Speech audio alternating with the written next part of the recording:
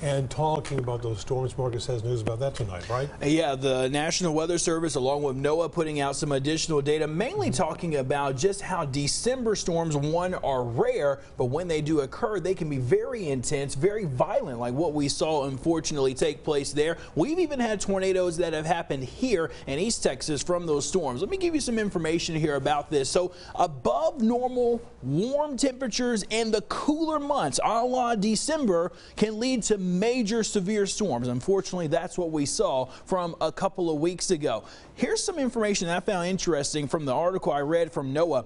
22 EF4 and EF5 tornadoes, this is just 22 of all the ones on record, have occurred in December going back to 1879.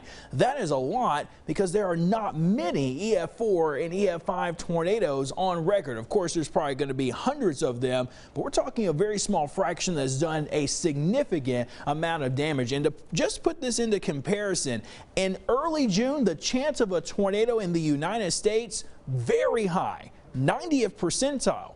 But you get down in December, the chances of a tornado happening then, it's about 12 to 15%, but it just goes to show you that in the months where we think that severe weather is the least likely, we've got to be even more prepared before that severe weather chance begins to move in. For today, we had sunshine, temperatures back to where we should be, near normal for us, actually upper 50s to around 60 degrees. We're going to see these numbers climb a bit more over the next few days. What we're watching for tomorrow is going to be some increasing high clouds. Notice that moisture coming in off of the Four Corners region, rounding this upper level ridge. It's going to help us warm up, but we'll see some more high clouds begin to move in. But we're not looking at any precipitation. Warmer temperatures are projected to prevail. However, overnight tonight, we're still looking at a cold start. Some of us will be near the freezing mark tomorrow morning.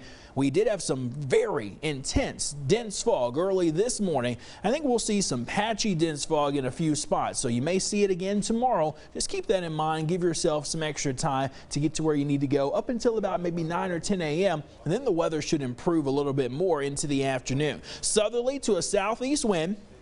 Temperatures in the afternoon should reach the middle 60s. Now we're going back above normal heading into our Wednesday, and it only gets warmer from there. Look at this, the upper level ridge of high pressure. Even though it stays back in that region near the Mexico area, we'll still see some passing high clouds. But despite those clouds, expected to stay dry. But as this ridge gets closer, warmer temperatures move in, and this is when we'll be talking about perhaps near record highs going into the afternoons, starting on Friday into Saturday, and it could even continue heading into Sunday and Monday. So looking ahead, Christmas Eve, 78 would actually tie a record in Tyler. Likely not going to set a record on Christmas Day, but for Longview, 80 would break the old record of 78 set back in 2016. Certainly have a mixture of clouds and sunshine, but we're also looking at mainly dry conditions as well. Now, with the record warmth perhaps coming in play, we don't see any big cool down coming in, at least for the next 7,